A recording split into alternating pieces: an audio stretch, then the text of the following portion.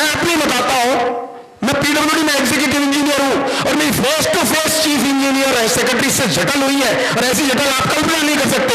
और वो मुझे चार्जशीट देने की योजना बना रहे हैं, 6 महीने से दे नहीं पा रहे। हनुमान जी बीच में आ जाते हैं। ये हकीकत है, मैं बातें नहीं कर रहा, बात बनानी मुझे आती नहीं, और बात बनाने से बच्चे पैदा भी नहीं होते हैं। मैं हकीकत, yes I am telling you the truth. काम कैसे होते हैं, हम हैं, आप हैं, ये सारा प्रोजेक्शन है, ये सारी डिजाइनिंग हो चुकी है। बहुत बड़ा ऋषि महर्षि पता नहीं कहां लग रहे हैं हमारे इस योजना को सफल करने में।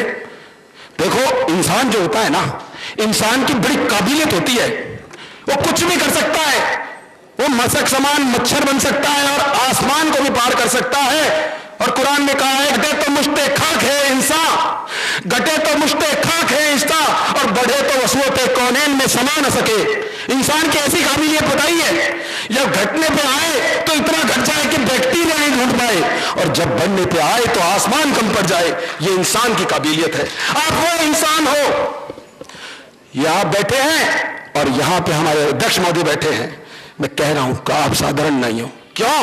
कि जिनके होठों पे हंसी, अरे जिनके होठों पे हंसी पांव में छाले होंगे, वही लोग तो पाराशर जी आपको चाहने वाले होंगे।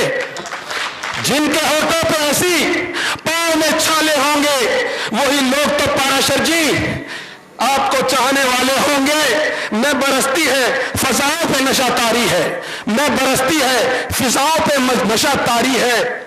मेरी साकी ने कहीं जाम उछाले होंगे, तो साकी जाम उछाल रही है उन एरियाज में उछाल रही है जो दिखते नहीं है, और दिखते नहीं है वो बहुत महत्वपूर्ण होते हैं। क्योंकि जो भी पेड़ होते हैं वो हरे इसलिए होते हैं कि वो जीवन शक्ति जड़ों से लेते हैं, और जड़ें कभी दिखती नहीं है। आप मान लो या ना मानो, ये आप नहीं आए हैं, कुदरत लाई है। कोई है जो आपको यहां लाया है, और आप साधारण नहीं है, और आपको साधारण काम करने के लिए पैदा भी नहीं हुए हैं। लोग कहते हैं यार इस काम में मुश्किल है। अरे मुश्किल है तभी तो मैं ये काम कर रहा हूं। क्या छोटे मोटे काम करने के लिए पैदा हुआ हूं मैं? क्या मेरी शख्सियत का कौन हिसाब लेगा? ये तो मुझे तय करना पड़ेगा। आप तय कर लीजिए, जिस किताब को 10 रुपए में बिकती है मार्केट में, उसके आप 11 नहीं देके जाते, और जिस किताब पे 1000 रुपए का मूल्य लिखा होता है वो आप 999 में लेके दिखा दो। ये ताकत है, कुछ भी ले लो, आपके अंदर की ताकत है। ये जितने भी राजनीतिज्ञ हैं, अब गाली देने से फायदा नहीं है, मैं इनको कहता हूं, उन राजनीतिज्ञों से कह रहा हूं कि दोस्तों, उनको दोस्त कह रहा हूं, दोस्तों तुम शौक से राह की दीवार बनो। दोस्तों तुम शौक से राह की दीवार बनो, क्योंकि हमें दीवारों पर चलने का हुनर आता है। और आदरणीय गहलोत साहब के लिए भी 2 पंक्ति कहना चाहता हूं, जो हमारे लिए इतना सरंजाम जुटा रहे हैं, जिससे हम इतने इकट्ठे हो रहे हैं, और न जाने अब क्या मंजर आएगा, न जाने अब क्या मंजर आएगा कि प्यासे के पास खुद समंदर भी आएगा। और गहलोत साहब के लिए कहता हूं कि साईं इस संसार में, अरे साईं इस संसार में ऐसे मिले फकीर, और भीतर से ला दे रहे बाहर दिखे कबीर। और क्या दिल है उनका, देखो कैसा दिल है कि मेरे ही काम का है न दुनिया के काम का। अरे दिल भी गहलोत साहब तुम्हें खुदा ने दिया तो मात्र 10 ग्राम का। लेकिन चिंता करने की जरूरत नहीं है गहलोत साहब, फलक तो जिद है जहां बिजलियां गिराने की, फलक तो जिद है जहां बिजलियां गिराने की। अरे हमने भी जिद है वही हाशिया बनाने की। धन्यवाद। जय हिंद, जय भारत, जय समता। कोटा से एक नारा दिया है, न कोई जाति न कोई वर्ण, सारे भारतीय सवर्ण। धन्यवाद डॉक्टर साहब। अच्छा, भीलवाड़ा से विवाह श्री कुणाल ओझा। हो भरोसा तो मेरे साथ चलो, हो भरोसा तो मेरे साथ चलो, बुला रहा हो सवेरा तो मेरे साथ, मैं जा रहा हूं उजाले की तमन्ना लिए, सता रहा हो अंधेरा तो मेरे साथ चलो, सता रहा हो अंधेरा तो मेरे साथ चलो। मैं संपूर्ण मंच को नमन करता हूं और आप सभी आगंतुक अतिथियों का भी नमन करता हूं। मैं अपने आप को बहुत सौभाग्यशाली मानता हूं कि मुझे भी आपके इस आंदोलन से जुड़ने का मौका मिला, और आपकी पीड़ा से हम भी उतने ही वाकिफ हैं जितने आप हैं, क्योंकि हम भी कंपटीशन की तैयारी करते हैं। और जब हमारे अंकों में और आरक्षित वर्ग के अंकों में जब हम तुलना करते हैं तो हमारे को भी निराशा लगती है और दुराशा लगती है।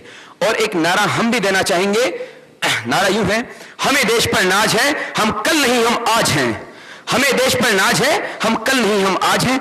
और मैं ज्यादा वक्त नहीं लूंगा इस आपके आयोजन के ऊपर, और पारस नारायण शर्मा भाई साहब और योगेंद्र जी के ऊपर एक 4 लाइनें हैं जो बोल के अपनी बात समाप्त करना चाहूंगा। लो मशालों को जगा डाला किसी ने, लो मशालों को जगा डाला किसी ने, भोले ने भला कर डाला किसी ने। लो मशालों को जगा डाला किसी ने, भोले ने भला कर डाला किसी ने। ये शहर है कोयलों का, ये शहर है कोयलों का, मगर ये ना भूल जाना लाल चोले भी इसी बस्ती में रहते हैं युगों से। लाल चोले भी इसी बस्ती में रहते हैं युगों से। रास्तों में कीचड़ है, धूल है, रास्तों में कीचड़ है, धूल है, मगर ये याद रखना, ये जमी धुलती रही संकल्प वाले आंसुओं से। ये जमी धुलती रही संकल्प वाले आंसुओं से। मेरे आंगन को धो डाला किसी ने, मेरे आंगन को धो डाला किसी ने। लो मशालों को जगा डाला किसी ने। आग बेवजह घर से निकलती नहीं है, आग बेवजह घर से निकलती नहीं है। टोलियां जत्थे बनाकर चीख यूं चलती नहीं है, टोलियां जत्थे बनाकर चीख यूं चलती नहीं है। आज तुम देखने दो रात को भी सूरज के जलवे, आज तुम देखने दो रात को भी सूरज के जलवे। और जब तपेगी ईंट तभी होश में आएंगे तलवे, जब तपेगी ईंट तभी होश में आएंगे तलवे। ये मैं उन सरकारों के लिए कहना चाहता हूं जो हमारी संख्याओं को नजरअंदाज करने जा रहे हैं। और अंत में 4 लाइनों से अपनी बात समाप्त करना चाहता हूं, और ये तमाम उन सरकारों के लिए है जो हमारी मानववाद की एकता और अखंडता को तोड़ने की बात करते हैं। बस अभी समापन की बात है, 7 बजे समापन है।